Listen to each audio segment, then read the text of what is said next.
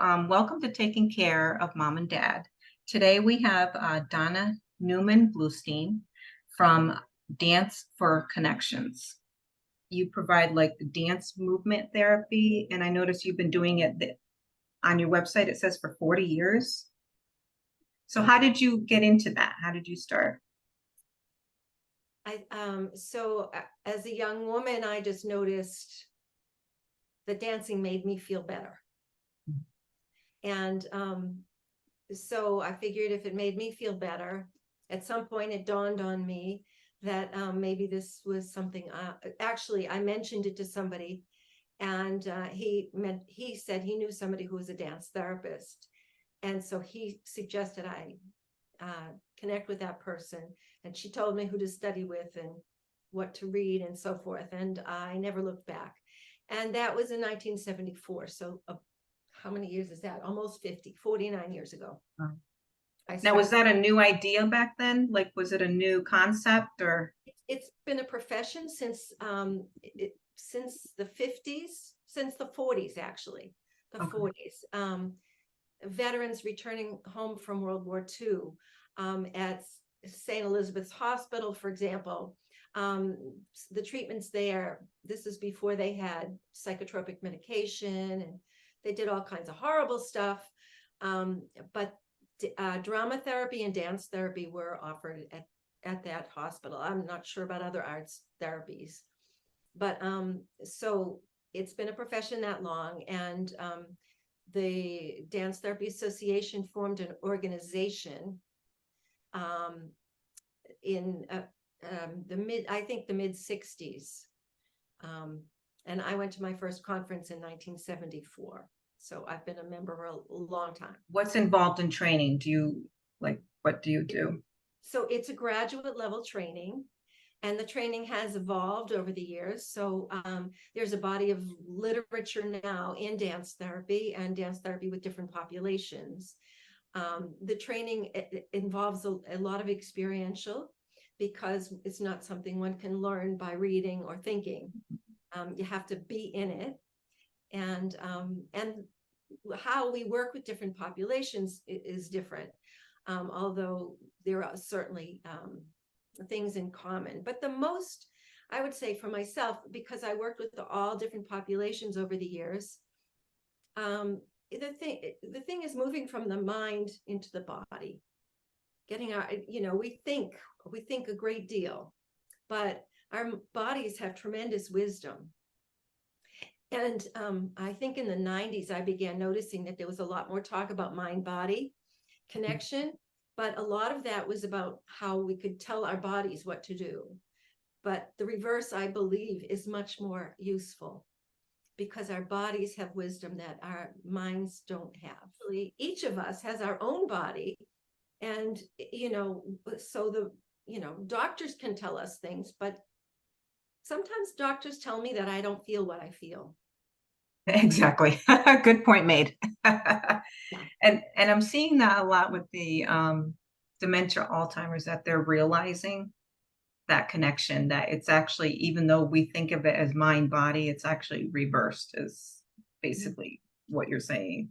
Yes, yes, yes. So if you don't mind, I'm just going to jump on that one, because that is one of the reasons why I'm so passionate, is because the organizations that speak about and that really have the media's attention, dementia and Alzheimer's, talk about what the person can't do.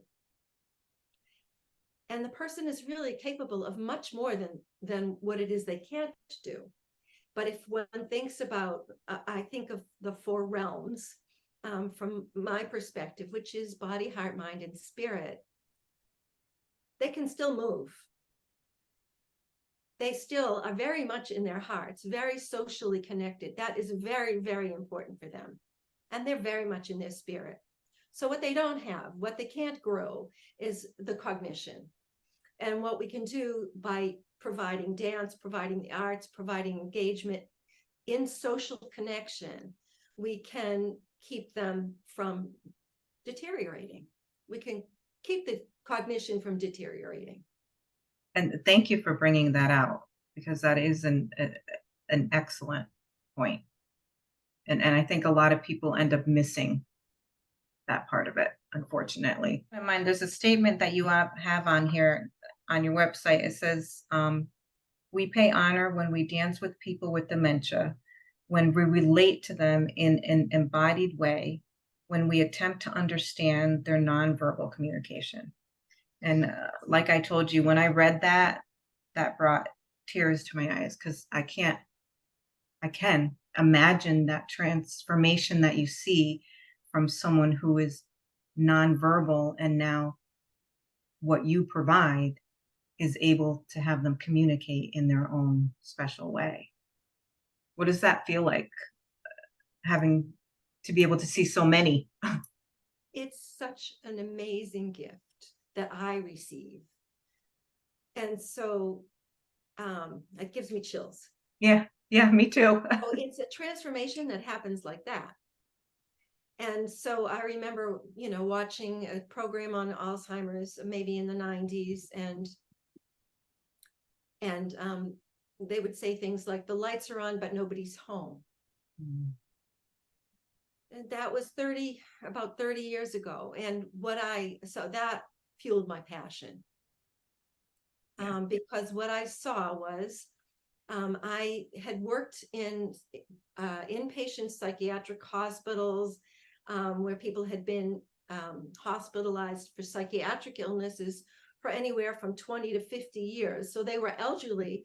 The problems were psychiatric. And of course, having had lobotomies and shock treatments, their cognition was greatly disturbed. And they didn't speak, but I worked with them, and over time they spoke, and lo and behold, some of them could read. Wow. And it takes paying attention. So one of the things, that I thought, so for a moment, I was in a nursing home. I worked in a nursing home for 4 or 5 years. And I left there, and then I began working once a month in different assisted living places and things like that. And what shocked me was these people who supposedly had no memory remembered me. Wow. Remember me. I came a month ago. Now, they didn't remember my name. Right. They didn't remember what I was going to do with them. What they remembered was that I was somebody they wanted to be with. Oh, what a And perfect way their to put it. faces would light up. So that's pretty amazing. It's like, oh, okay. So it's not that they don't remember. That's a blanket statement. Mhm. Lack short-term memory. What short-term memory? I mean, it's a month later. I would think that would be part of that short-term memory thing. So I began to see that I knew things that weren't being said. And that statement of the lights are on, but nobody's home. Well, if you don't think anybody's home, you're not really going to look for them.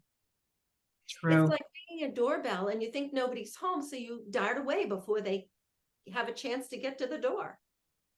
If so what I do, I go in.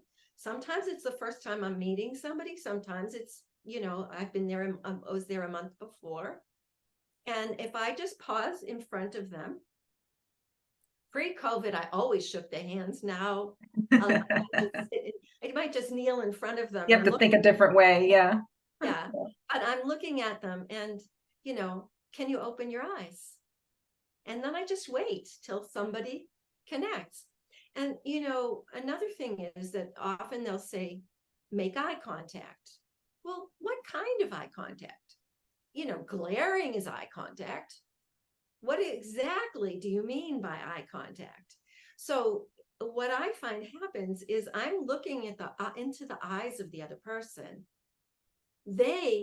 I can see them have a look of recognition on their face. Mm-hmm. So it's a back and forth. It's not done because we've just connected.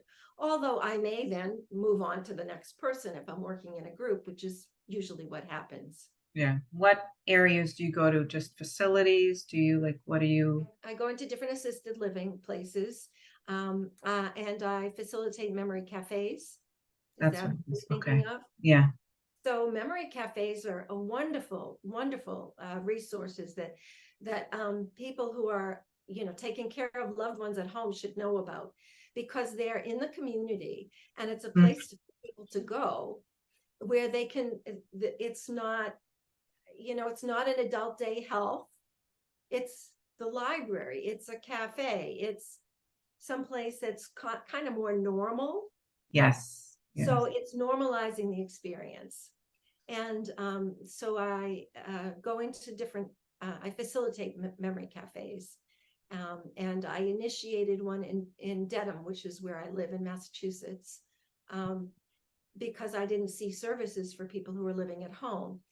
It's slow going trying to get people to know about this, but it's very wonderful. And then people just in your area, they can just come and connect with you and the group. And there are all kinds of activities that happen in these, cafes. And there are directories. There are 2 directories that I know of that tell people where one of them is Massachusetts, maybe only Massachusetts, or maybe New England, I'm not sure. And then the other one is a directory of memory cafes across the country. Going into what you said, when I looked at your pictures, you could see the connection. You could see their eyes smiling. You can see their face smiling. I mean, it's amazing. So I understand what it takes. And Yeah. what everyone needs is a sense of belonging. Yes. So, a lot of times people pay attention to the shelter and the clothes and the medical and all that stuff. Yeah, well, if that's all you're going to give me, I just might as well die. Yeah. I need people, And that's, I think, a lot of reasons where seniors hesitate, because they feel like they're going to be stuck into a situation where they're not going to have that community, that interaction going on. Just on your website, you have, demand. okay. Can you go into a little bit of that? Because I thought that was really neat group type activity. So an octoband was my answer to the parachute, which some people know because they've seen children using this multicolored parachute. And the parachute didn't work for me when I worked with people with dementia, because they wouldn't know, they wouldn't know why they were doing it, and they'd let go. And then if somebody lets go, there's no loft to the parachute. So nothing happens. So that was one thing. And another thing was that in certain groups, one of the things that I learned as a dance therapist was in my training was that there are times in groups where the therapist or the group leader is like the hub of the wheel, and the interactions are like spokes. So I thought, well, what would happen if I created the wheel? There you go. Yeah. So I did, and I made it out of spandex so that people could feel the connection. And then, it evolved so that eventually it became multicolored, and it has loops at the end so that a person can slip their hand in, or the leader can help the person, slip their hand on so that they can hold it. Oh, what a good idea. Yeah. And if somebody lets go, it doesn't matter that everybody else can feel their connection to the group. So it's multicolored. It's part of the message. My message is that everyone belongs, and we don't have to be the same color. We don't have to be the same anything. In fact, there are no 2 human beings who are alike, and we would benefit from appreciating the diversity and the gifts that each person brings. So it felt really important to me that everyone feel that sense of belonging and that they matter. And so you do that obviously at those facilities and groups. So I sell them. So there are being used all around the world, and they're being used a lot by people, by places where people with dementia live or attend. So Yes, and I don't use them use it in all of my groups, because once I created it, then I knew what it was. I had an embodied sense of what it felt like Right. to be Okay. connected. And then I can now transmit it even if I don't have the octa bandwidth. They love the colors of it, and they love the feeling of the connection. Oh, And so vital for them. wow. And that's wonderful to see people like you understand what's needed and then be able to put it out there and educate others about it. To see this more interaction and activities in certain assisted living, independent living, long-term type care. I really feel that it's needed to get a lot of them out there and just moving, even if they don't talk, or even if they're in I was thinking when I saw a lot of people that are in wheelchairs, and what a great movement type thing for them to encourage. There's so much we can do. So sometimes, I even find myself thinking that the wheelchair is part of the person's body. But the reality is they could get out of the wheelchair if we allowed the possibility of that. They're not born into the wheelchair, and they're not glued in. So, I can imagine a world in which they could get out of the wheelchair. But for the most part, I don't go there because the world isn't ready for it yet. Yes. Yeah. Yeah. And I'm sure it's an eye-opening experience even for the person themselves, like, because they're used to just sitting there because that's what they do, or someone wheels them somewhere, or even to like a dining room or whatever, and just that gift of you understanding that they're able to do, you know. In the best of all possible worlds, there would be more people working with them, and they could make sure that they were safe while they walked, and then they wouldn't lose the function of walking. Yes, yes. There's not So any, true. that's not necessary.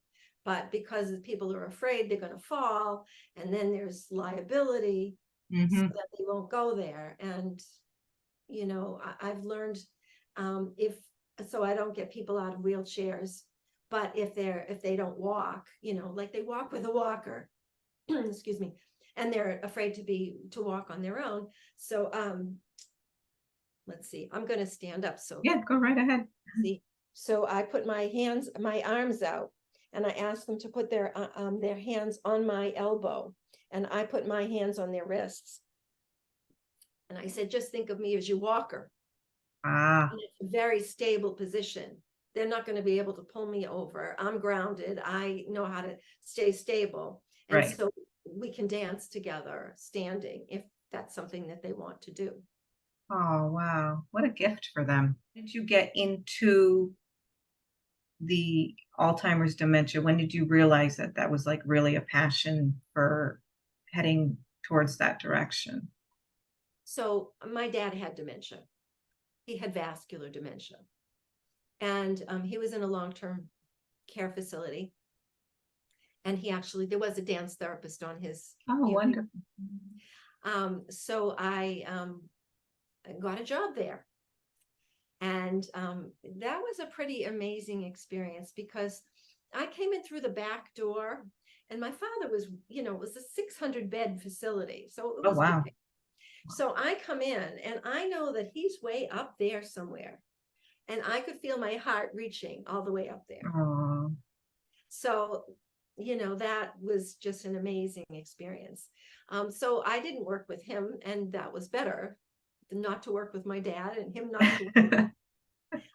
But I loved the work, and it was, it's a challenge. How do I reach these people? Some of the people were in jerry chairs. They're and way back when they were posy, they were belted in. I remember that years ago. Yeah. Right. And then eventually they're not allowed to be, so then you have to figure out something else to keep them in. So you keep them in a recliner, then they can't get themselves up. They have to be ejected because they don't have the core to pull themselves forward and out of a chair with their legs up. I couldn't do it. Right. Yeah. So, so working with people, it was challenging, and I wasn't okay with not finding a way to connect. So I just did everything I could. I tried one thing, I tried another thing. Some of them worked, some of them didn't. It's really important not to judge oneself for trying something that didn't work. It's really something to applaud. That, Yeah, for trying, for right, because you can't find what's going to work if you don't try, if you don't make mistakes along the way. So that's how the Octavia came to be, was because I had a group where no two people would do the same thing. Nothing. So I was just kind of like, I don't know why I'm doing this. What am I doing this for? Every single time I worked with these people, 10 minutes in, it was about 10 minutes in, and I think, what am I doing this for? And then as soon as I thought that, I kind of let go of my expectations and what I was trying to get them to do, and just watched what they were doing. And I just began to name what they were doing. And as I named and appreciated, I got more of it. What a good point. Yeah. So another, sort of gem that I learned was, don't look for big changes. Look for the little ones. If you look for the little ones there, we can build on them. They're not going to take huge leaps. Right. So meet them where they are and go with them. Yeah. And it's really such a pleasure and delight.